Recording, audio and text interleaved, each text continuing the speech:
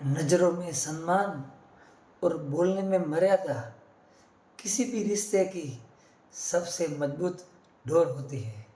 આવી જ એક સુંદર મજાની વાત લઈને ફરીથી હું તમારો મિત્ર ભરત પટેલ તમારા સામે આવ્યો છું। એક વૃદ્ધ પિતા સાથે એક એમનો દીકરો એક શહેરની સૌથી મોંઘી હોટલમાં જમવા ગયા। એના પિતા અને પોતે બંને, એના પિતા વૃદ્ધ હતા, તે જમાડવા લઈ ગયો હતો।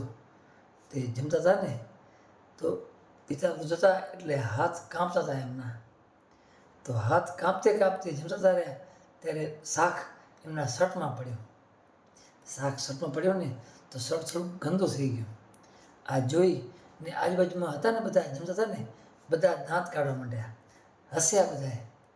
પણ છતાં છોકરો ધીર ગંભીર થઈને બસ કાંઈ નહીં, પિતાને હાથે પોતાના હાથે ખવડાવ્યો કે મારા પિતાજી છે એમ, એ ભાવથી એને જમાડ્યા। પછી આઈસ્ક્રીમ ખવડાવી, એ બધું ખવડાવ્યું, મુખવાસ આપ્યો। પછી અંદર વોશરૂમમાં જઈ અને જે શર્ટમાં ધાગો થઈ ગયો હતો ને શાકનો, એ સફાઈ કર્યો, સાફ કર્યો, દંતીથી વાળ ઓરાવી નાખ્યા અને બસ ફેસવોશ કરાવી, મોઢું ધોરાયું। પછી વારે હોટલમાં આવી અને બિલ પે કર્યું। એના વેટરને ટીપ પણ આપી। આપણે ક્યાંક જઈએ છીએ તો હોટલમાં જઈએ ને, ભલે આમ તો હોટલમાં જવાય નહીં ક્યારેક નછૂટકે જવું પડે, એ વસ્તુ બરાબર છે, પણ ઘરનું ખાવું એ જ યોગ્ય છે, પણ ક્યારેક તો ખાવું પડે। તો હોટલમાં ટીપ આપી વેટરને, તો પછી જવા નીકળ્યા એ લોકો ઘરે। તે જતા હતા ને તો રસ્તામાં એ બહારના ગેટે એક અંકલે એને બૂમ મારી કે બેટા અહીંયા આવે કે। ત્યાં પિતા પુત્ર સહિત બંને ગયા। એટલે દીકરાને એ ભાઈએ પૂછ્યું કાકાએ કે તું કંઈક ભૂલતો નથી ને અહીંયા કે નહીં, કે તારી વસ્તુ કંઈ પડી રહ્યો છે એવું લાગે છે? તો કે ના અંકલે, કે બધું મારું વોલેટ આવી ગયું છે, ગાડીની ચાવી આવી ગઈ છે, બધું બરાબર છે એકદમ, કે ભૂલ્યો નથી। તો કે ના, તું બે વસ્તુ ભૂલશો રહી, કે તો કે કઈ? તો કે તારા જેવા સંતાન હોય ને તો કોઈ પિતાને બિલકુલ તકલીફ નથી પડતી, કે અને બીજું આ નવી યંગ જનરેશન માટે બહુ સારો એક જવાબ છે કે પિતાજી કે માતાજી ગમે એટલા વૃદ્ધ હોય ને તો પણ એમની સેવા છોડવી નહીં।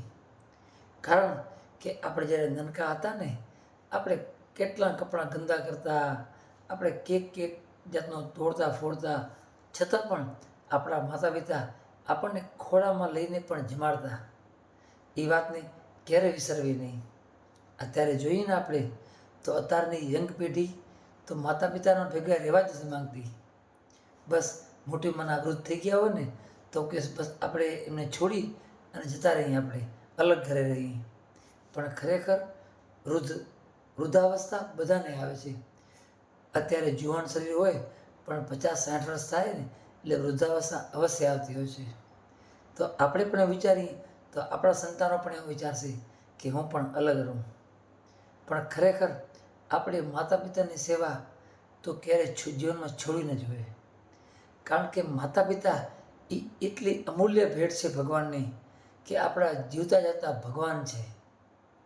ઘણીવાર આપણે આપણા યુવાન કાળમાં આપણે એમ વિચારીએ છીએ કે માતા પિતા તો એક ખૂણામાં પડ્યા રહે ને તો ચાલે, ન બોલે તો ચાલે, પણ છતાં આપણે એવું નહીં વિચારવાનું કે માતા પિતા બોલે છે, એ બોલે ને તો બસ સાંભળી લેવાનું। કારણ કે માતા પિતા છે ને જીવનમાં જેટલું બોલશે ને એ આપણને હંમેશા સહાયતા જ કરતું હશે, આપણા સારા માટે જ બોલતા હશે। ઘણીવાર એવું થતું હોય છે કે કોઈક નાનું બાળક હોય અને માતા પિતા વળતા હોય તો બાળકને રીહ લાગે, થોડીક વાર ન ખાય, રીહ લાગે, પણ સાંજ પડે ને એટલે બધું ભૂલી જાય, વરે તો માતા પિતાના ખોળામાં આવી અને રમવા લાગે। કારણ કે એમને માતા પિતા વ્હાલ કરે છે। આપણે પણ એવું હોય, આપણા વૃદ્ધ પિતા હોય જ્યારે આપણે નાનપણમાં એમને આપણને ખૂબ વ્હાલ મળ્યો હોય, ત્યાં વૃદ્ધાવસ્થામાં હવે આપણે એમની સાચવવાની જવાબદારી હોય કે આપણે એને વ્હાલ દઈએ, આપણે એમની વૃદ્ધાવસ્થા છે ને એકદમ સ્વર્ગ સમય બનાવી દઈએ તો જીવન છે ને સારું ચાલે અને પરમેશ્વર કૃષ્ણ ખુશ થાય। અને હંમેશા કામ એવું કરવું કે દુનિયા કરે યાદ. કારણ કે આપણે પણ વિચારીએ કે આપણો સમય પણ એવો ચોક્કસ આવશે, માટે સમય સાથે માતા પિતાની સેવા ક્યારે છોડીએ નહીં, તો પ્રભુ રાજી થાય. આ વાત તમને ગમી હોય તો આગળ શેર જરૂર કરજો. જય શ્રી રામ, જય શ્રી કૃષ્ણ, હર હર મહાદેવ.